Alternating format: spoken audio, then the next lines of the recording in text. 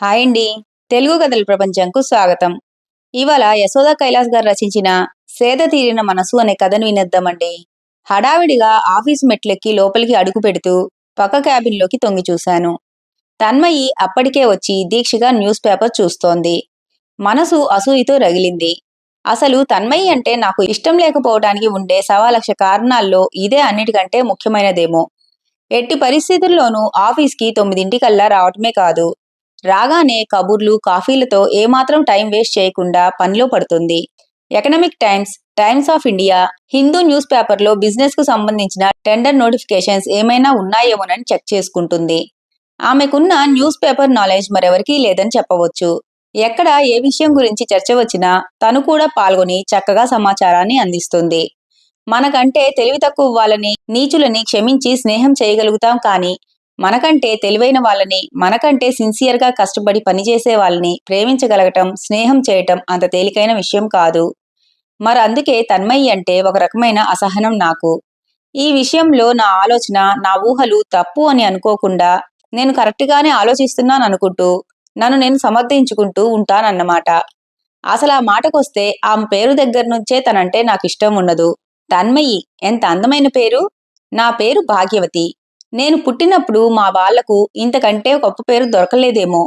లేదా భాగ్యవతి అని పెడితే భాగ్యాన్ని తెచ్చిపెడతానని అనుకున్నారో ఏమో. నేను భాగ్యాన్ని తెచ్చానో లేదో కానీ నా పేరు ఎంత పాతగా మోటుగా ఉందో అని అనుకోని క్షణం లేదు. ఎంత చెత్త పేరు నాది!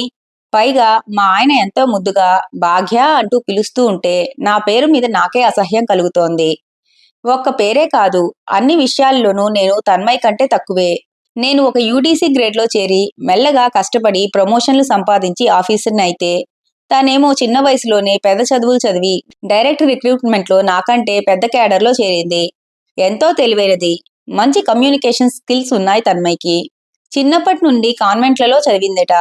అదీ కాకుండా లేటెస్ట్ టెక్నాలజీ బాగా తెలిసిన అమ్మాయి. పెద్ద పెద్ద టెండర్లు అవి సిస్టంలో డౌన్లోడ్ చేసుకుని పనిని చాలా సింప్లిఫై చేసేసుకుంటూ అనుకున్న టైంలో టెండర్లు సబ్మిట్ చేయడంతో పాటు పని విషయంలో తన నాలెడ్జ్ని అప్డేట్ చేసుకుంటూ ఉండే తన్మయి అంటే అందరికీ అభిమానం. మాది మార్కెటింగ్ విభాగం. కస్టమర్స్తో పెద్ద పెద్ద ప్రాజెక్ట్స్ తాలూకు అనేక విషయాలను, ఆర్డర్స్ నెగోసియేషన్స్ను చాలా బాగా చేస్తుంది తన్మయి. మా డీజీఎం గారే ప్రతి విషయానికి తన్మయినే సంప్రదించటం, ఆవిడనే సలహా అడగటంతో అందరికీ ఆమె తలలో నాలికలా అయిపోయింది వచ్చిన కొద్ది కాలానికే. పెళ్ళైన అమ్మాయే, ఇంకా పిల్లలు బాదరబందీ లేకపోవటంతో అందరికంటే ముందే చక్కగా నీట్గా డ్రెస్ చేసుకుని ఆఫీస్కి వస్తుంది. ఎంత పని చేసినా అలసట అన్నది కనిపించనీయకుండా ఎల్లవేళలా చిరునవ్వుతో ఉండే తన్మయిని చూస్తూ ఉంటే నాకు ఆశ్చర్యం.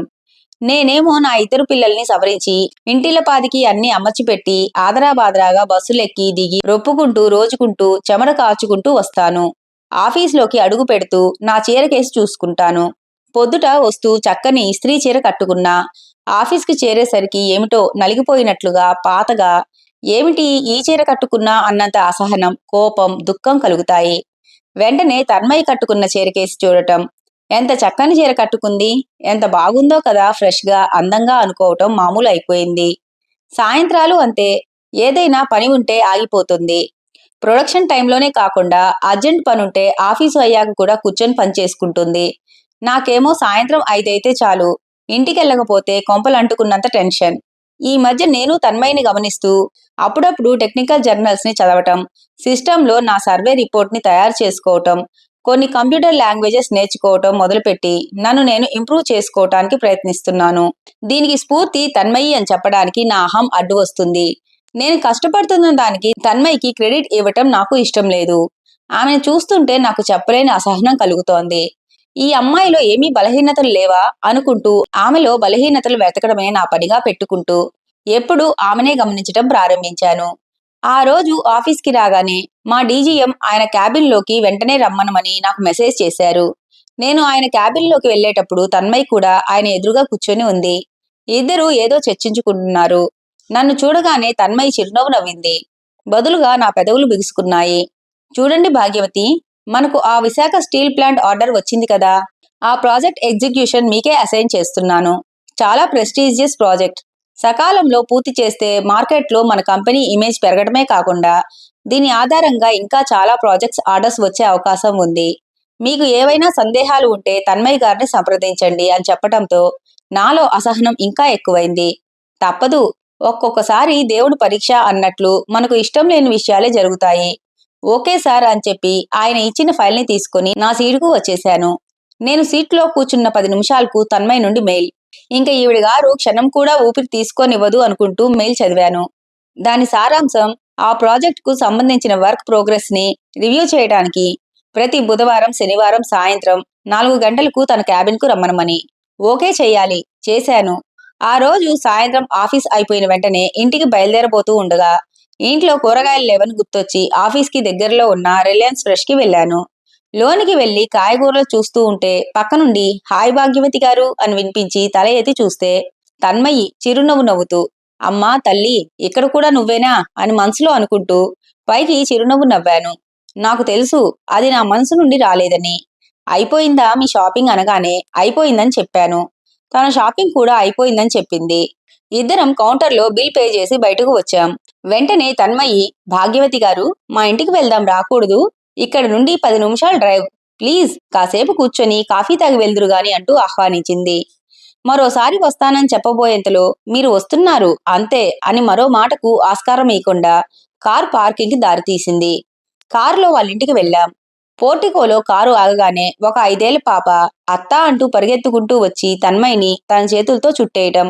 తన్మయి ఆ పాప బుగ్గల మీద ముద్దు పెట్టుకుంటూ, ఏయ్ పూజ, మన ఇంటికి ఎవరొచ్చారో చూడు అంటూ నా ఆఫీస్ ఫ్రెండ్ భాగ్యవతి అని చెప్పగానే ఆ పాప నమస్తే ఆంటీ అని నన్ను విష్ చేయటం ఎంతో ముద్దుగా అనిపించింది. ఆ పాప ఎంత ముద్దుగా ఉంది, డాల్లాగా అని అనుకోకుండా ఉండలేకపోయాను. లోపలికి వెళ్ళాం. ఇల్లు ఎంతో పొందికగా నీటిగా ఉంది. తన్మయి లాగానే హాల్లో ఒక ముసలావిడ ముసలాయన ఏదో టీవీ ప్రోగ్రాం చూస్తూ మమ్మల్ని చూడగానే ఆఫ్ చేసేశారు. వాళ్ళను నాకు పరిచయం చేస్తూ తన్మయి మా అత్తయ్య మామయ్య అని చెప్పి నన్ను కూడా వారికి పరిచయం చేసి కూర్చోని భాగ్యవతి ఇప్పుడే వస్తానని లోనికి వెళ్ళింది. వాళ్ళ అత్తగారు మాట్లాడసాగారు.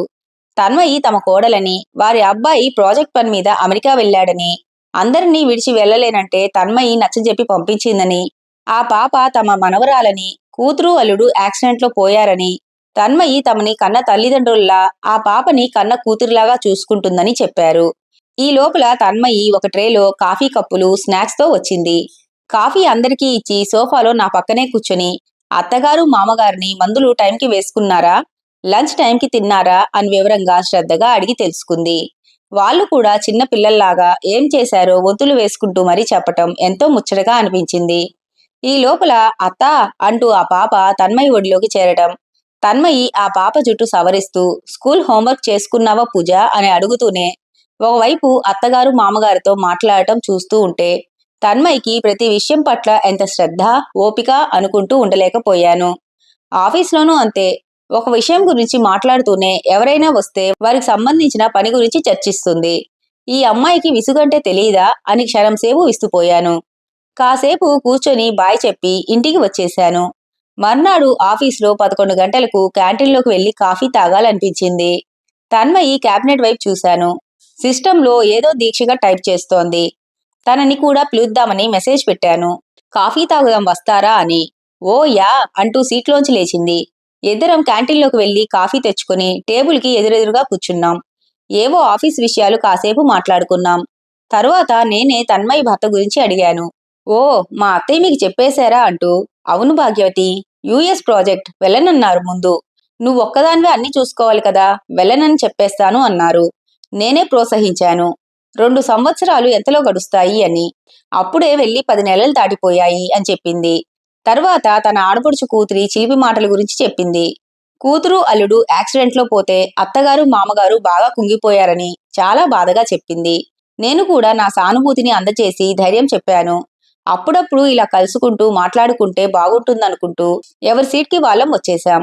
సీట్లో కూర్చొని ల్యాప్టాప్ ఆన్ చేసి మార్కెటింగ్ స్టాఫ్ ఫార్వర్డ్ చేసిన సర్వే రిపోర్ట్స్ చూస్తూ తన్మయ్ గురించి ఆలోచించటం మొదలుపెట్టాను. అసలు తన్మయ్ కంటే నేను ఎందులో ఎక్కువ అని. ఇన్ని రోజులు నేను మాత్రమే ఒక్కతిని ఇంట్లో బాధ్యతలను మోసేస్తూ ఆఫీస్కొచ్చి తెగ కష్టపడిపోతున్నానని అనుకున్నాను. నా మీద నాకు సెల్ఫ్ పిటీ ఎక్కువ. ఆఫీస్లో నా కొలీగ్స్ అందరికీ నేనే డప్పు వాయిస్తూ మరీ చెప్పుకున్నాను ఇంట్లో అత్తమామల్ని నేనే చూసుకుంటానని. ఆఫీస్లో కూడా అందరికంటే ఎక్కువ కష్టపడతానని అనుకుంటూ నా మీద నేనే జాలిపడిపోతూ ఉంటాను. కానీ తన్మయిని చూస్తూ ఉంటే నేను ఆమె ముందు ఎంత అల్పురాలినో అర్థమైంది. ఆమె బలహీనత మీద దెబ్బతీయాలని అనుకున్నాను. ఆమె మీద అసహనంతో మండిపోయాను. కానీ ఆలోచిస్తే తన్మయి మోస్తున్న బాధ్యతల కంటే ఎక్కువ తనవి. ఆమెకేం టింగురంగా అంటూ ఆఫీస్కొచ్చి సీటుకి అతుక్కుపోతుంది. పిల్లా జల్లా లేరు కదా అని ఎన్నిసార్లు అనుకోలేదు. నిజానికి తన్మయి ఇంతవరకు తన కుటుంబ విషయాలను ఎవరి దగ్గర టాంటాం వేసుకోలేదు. ఎన్ని బాధ్యతలను మోస్తున్నా వాడి తాలూకా అలసట, విసుగు ఆమె ముఖంలో ఎప్పుడూ కనపడలేదు. నేను అడిగేంత వరకు బయటపెట్టని చక్కని సంస్కారం. Hats off Tanmayi. నేను ఆమె స్థానంలో ఉంటే ఈ పాటికి డప్పు వేసుకుని అందరికీ చాటింపు వేస్తూ వాళ్ళ సానుభూతిని ఆశిస్తూ, oh God Tanmayi, you are really great, నేనే నీ గురించి ఇంతవరకు చాలా సంకుచితంగా ఆలోచించాను అనుకునేసరికి మానసికంగా ఒక గొప్ప రిలీఫ్. ఆమె పట్ల కరుడుగట్టిన అసహనం కొద్ది కొద్దిగా కరిగిపోతున్న అనుభూతి. దాని స్థానంలో ఆమె పట్ల అభిమానం, గౌరవం కలగసాగాయి. నా ఆలోచన దృక్పథంలో వచ్చిన పరిణతి నా మనసుని సేద తీర్చడమే కాకుండా నా మీద నాకు ఇష్టం కలిగేలా చేసింది. ఇంతటితో కథ కంచికి మనం ఇంటికి. ఈ కథ కనుక మీకు నచ్చినట్లయితే లైక్ చేసి, షేర్ చేసి, కామెంట్ చేసి మన ఛానల్కి సపోర్ట్ చేసేయండి ఫ్రెండ్స్. ఇక ఉంటానండి. By by.